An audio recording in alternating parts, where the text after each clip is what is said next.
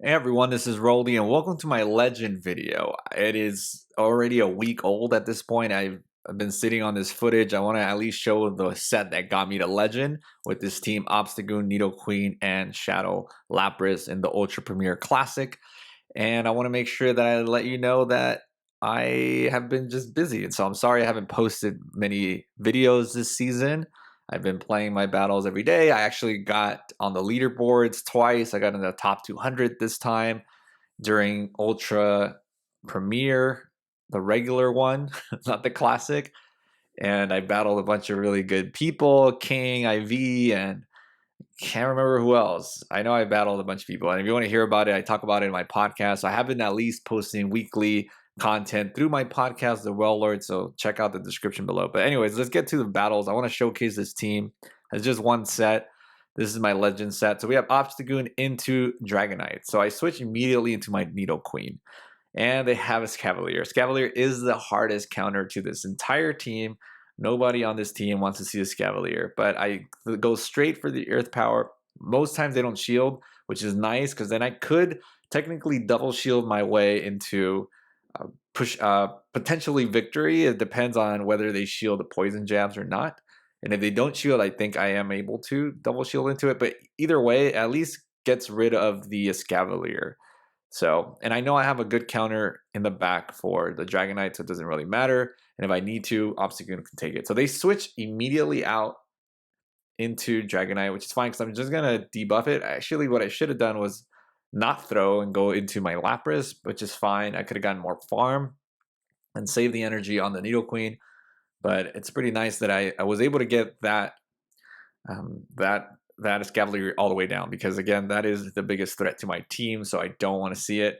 At this point I'm down 2 shields, which is fine because the Scavalier is pretty much dead. It's just one move away. They throw a Blast Burn. I think I'm gonna go in with Nidoqueen and just try to get some debuffs. Nidoqueen is so powerful in this meta, and this is a hundo that I've been sitting on for a while since that Nidoqueen event, or yeah, Nidoqueen event, Nidoran event a long time ago. I got a hundo from the quest, so I was actually excited to power it up to level 40 because it's so good.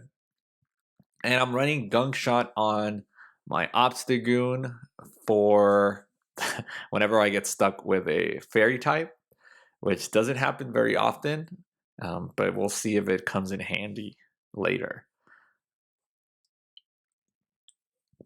Next battle, Nidoqueen lead. Usually I'll mirror exactly with my own Nidoqueen and see what they want to do and see who wants to throw first. The goal is to try to get one extra poison jab in, but they don't throw, so I'm just gonna throw. See what happens. Do they shield? They do shield, which is not great, but I do get an extra poison jab in, but I'm gonna have to shield because again, I'm switch locked, so they can just kind of throw and leave. They decide to bait me, which is interesting because I definitely wouldn't have baited there, but now they throw the Earth Power for sure, and they bring in Trevenant. At this point, I'm sitting in a good place because even Nidoqueen does pretty well against Trevenant, especially once you have an energy lead. You just keep debuffing it, and pretty much these poison jabs are now going to be super effective after being double debuffed.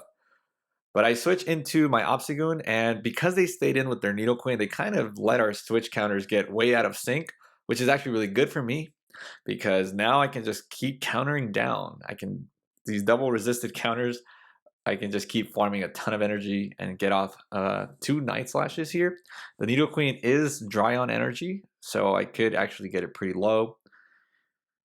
And that's probably the strategy as to why I insta-switch my Nidoqueen. I do end up typically having them stay in, and it throws off the switch counters, the switch timers. And I take out the, sorry, I just burped. I muted the mic so you wouldn't have to hear that, but I'm drinking a Coke Zero. Been a long day from work. Need that caffeine. Anyways, I'm going to throw this Poison Fang.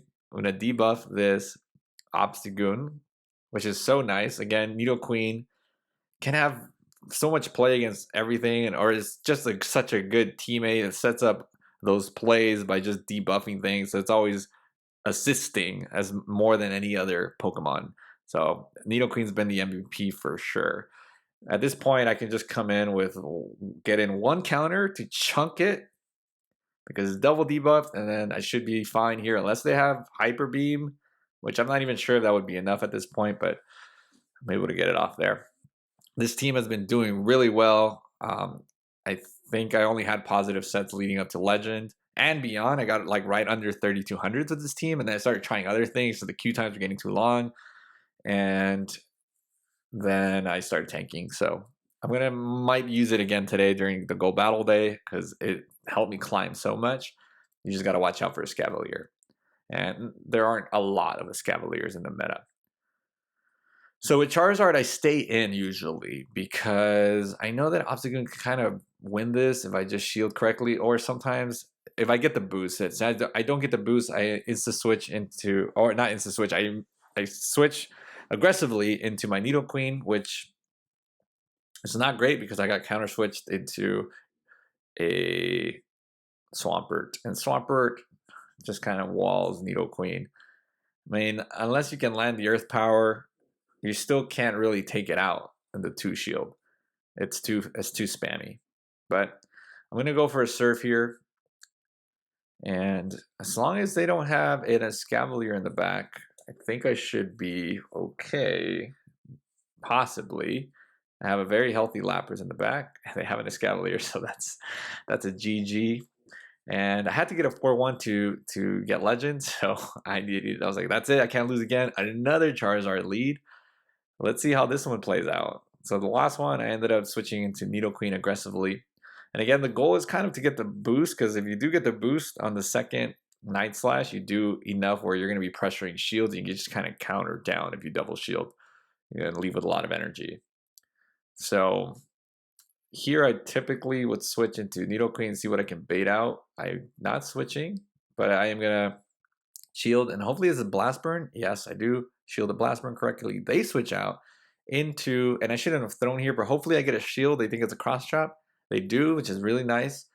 Yeah, but I should have saved my energy there, but I didn't know what to do instantly. But yeah, Nidoqueen would have been the right choice, but at least I got the shield back, which is nice. So I'm going to just start Poison Fanging this thing down. And Nidoqueen does beat Obstagoon, as long as I don't get the boost, I believe, because those Poison Fangs will start adding up and debuffing it way too much to the point where you're going to take back switch. So let's see what happens here. I take back switch, which is nice, and I have enough health where I can pretty much Poison Fang anything that comes in, unless it's a Lapras or a Empoleon. Nidoqueen doesn't like to see Empoleon either. But you can get shields. I don't know if there's any Empoleon in this video, but at least with Empoleon you can get a shield back because you're threatening there with the Earth Power. So I go into, and then they actually quit, which is interesting. I don't know if, I think there was still play there, that the Snorlax still had a lot of health, but whatever, we'll take it. This is a horrible lead. This is the last battle here, and I switch immediately to Lapras for any Machamp lead, because Machamp does beat the back and the front, but that's okay. I'd rather sacrifice my Lapras because I can always get a shield back with the Surf. No matter what, every single Shadow Machamp shielded the Surf, even though it doesn't take you out, but I know they think that Machamp is their win condition because it takes out 2 of my Pokemon, but because they stayed in so long and they have all this energy, they want to throw it, and our switch clocks are just now completely out of sync, and at this point I can take out the Machamp, and I'm able to have the switch clock up again, so I can switch out if I need to.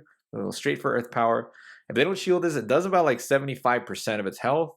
They don't shield it, which is very nice. So at this point, I'm feeling pretty good. I was trying to catch a Dark Pulse there, and they have a Sylveon in the back, and I'm like, oh god, I'm not gonna get to Legend. Let's see if they shield this. If they shield this, they win the game. And they decide not to shield, which is so nice. And all I have to do is throw maybe 2 Poison Jabs and shield this Side Shock, and it's gonna be very close because the Muck does have energy. They didn't throw, and I was like, is this a Dark Pulse or is this an Acid Spray? It's the Acid Spray, and I'm kind of worried at this point because I know that they had a lot of energy, so they can be getting to a Dark Pulse any second now. It's a race to the Poison Fang. I get to the Poison Fang. I hope this is enough. With the debuffs, it is enough, and that is the last battle that got me to Legend. I know these were very short battles, only 1 set. I ended up getting a new computer and I lost my old footage. So dumb. But anyways, At least I kept the legend video, luckily, in my phone. So I hope you enjoy this team. It's actually a really good team. Just watch out for Cavaliers. I'll keep running it here and there. And if you have any questions about it, leave it comments in the comments thing below. And make sure you listen to my podcast. And I'll see you later.